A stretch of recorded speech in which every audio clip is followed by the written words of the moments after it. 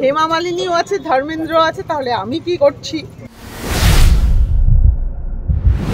তিলোত্তমার রায় বেরোবে, এখনো অবধি যা বেরিয়েছে তাতে বিশাল একটা আশা নিয়ে বসে আছি, সেটা আমি একদমই বলবো না।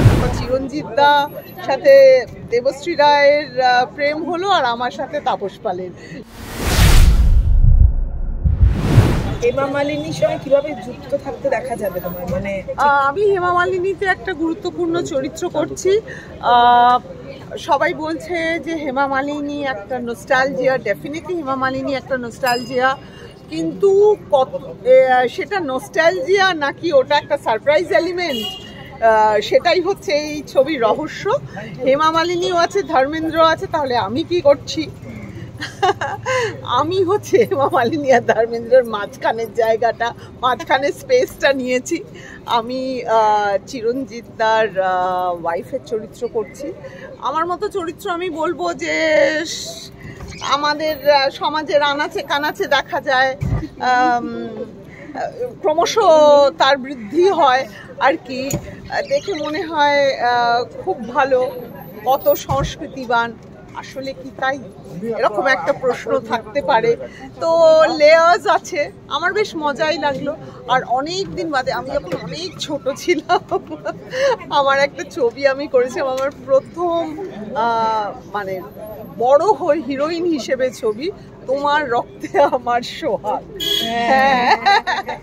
খুব হিট ছিল, সেইখানে চিরঞ্জিত দা সঙ্গে আমার প্রথম পেয়ার ছিল। তারপর চিরঞ্জিত দা সাথে দেবশ্রী রায়ের প্রেম হলো আর আমার সাথে তাপস পালের।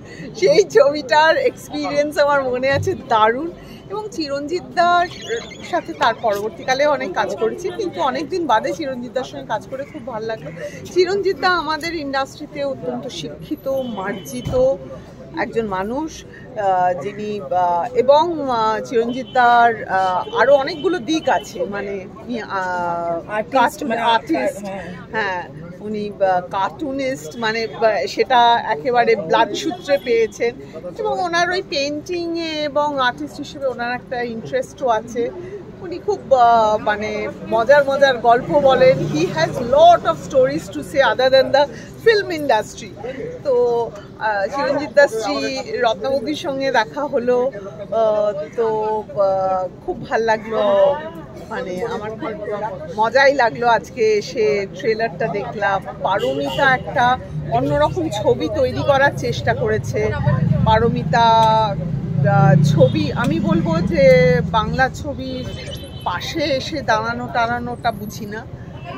যদি একটা জিনিস আপনাদের ভালো লাগে, যদি আপনারা ভালোবাসেন, যদি আপনারা থিয়েটার দেখেন, সিনেমা দেখেন, গান শোনেন বা পেন্টিং এক্সিবিশন দেখেন, তাহলে সেটা প্র্যাকটিস করতে হবে, বা মানে যাই করুন না কেন, যদি আপনারা ছোট ছোট প্রতিবাদও করেন, সেটাও প্র্যাকটিস করতে হবে, এক্সিকিউট করতে হবে। শুধু মুখে বললাম আমরা এইটা করতে চাই, ওটা করতে চাই, কেন বাংলা ছবি এরকম হচ্ছে না, ওরা না, আপনারা আসুন, দেখুন, পাশে দাঁড়িয়ে আমাদেরকে আমরা পাশে দাঁড়ানোর দরকার নেই। ভালো লাগলে পাশের জনকে বলুন, প্র্যাকটিস করুন ছবি দেখা। Thank you. আর তুমি যেহেতু প্রতিবাদের কথা বললে, এতগুলো মাস হয়ে গেল ছবি, এখনো কি মানে আশা রাখছো যেদিকে যাচ্ছে? আশানুরূপ কিছু আমরা দেখতে পাচ্ছি না। আমি জানি না তিলোত্তমার রায় বেরোবে, যা যা এখনো অবধি যা বেরিয়েছে তাতে বিশাল একটা আশা নিয়ে বসে আছি, সেটা আমি একদমই বলবো না।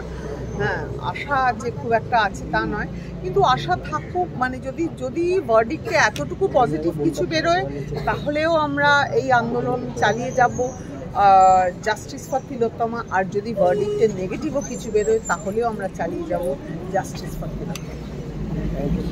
বিনোদন জগতের সব খবরাখবর সবার আগে পেতে সাবস্ক্রাইব করুন বিনোদন চিত্র ইউটিউব চ্যানেল, আর পাশে থাকা বেল বাটনটি ক্লিক করতে ভুলবেন না।